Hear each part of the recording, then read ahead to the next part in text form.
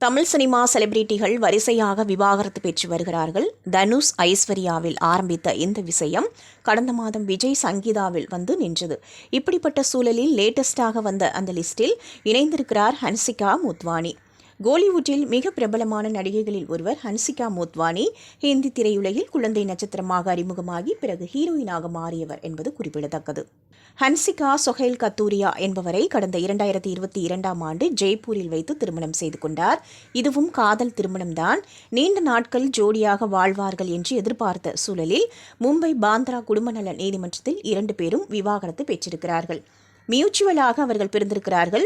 இந்நிலையில் அவர்கள் விவாகரத்துக்கான காரணம் குறித்து தகவல்கள் வெளியாகியுள்ளன. அதாவது முதலில் ஹன்சிகாவும் சொஹைலும் கூட்டு குடும்பமாக வாழ்ந்திருக்கிறார்கள். ஆனால் கூட்டு குடும்பத்தில் நிகழும் சின்ன சின்ன பிரச்சனைகள் தொடர்ந்து வந்திருக்கின்றன. சரி செய்து கொள்ளலாம் என தைரியமாகவும் இருந்திருக்கிறார்கள். இருப்பினும் தொடர்ந்து பிரச்சனைகள் பெரிதானதால் ஹன்சிகாவும் சொஹைலும் தனி குடித்தனம் சென்றிருக்கிறார்கள். அங்கே சென்ற பிறகு சில வருடங்களாகவே அவர்களுக்குள் மேற்கொண்டு சண்டை சச்சரவுகள் வர இனிமேலும் ஒன்றாக வாழ்ந்தால் அடித்துக்கொண்டு நார வேண்டியதுதான் என முடிவெடுத்து டைவர்ஸ்க்கு சென்றிருப்பதாக தெரிகிறது. தனக்கு ஜீவனாம்சம் எதுவும் வேண்டாம் எனவும் ஹன்சிகா கூறியிருப்பது குறிப்பிடத்தக்கது.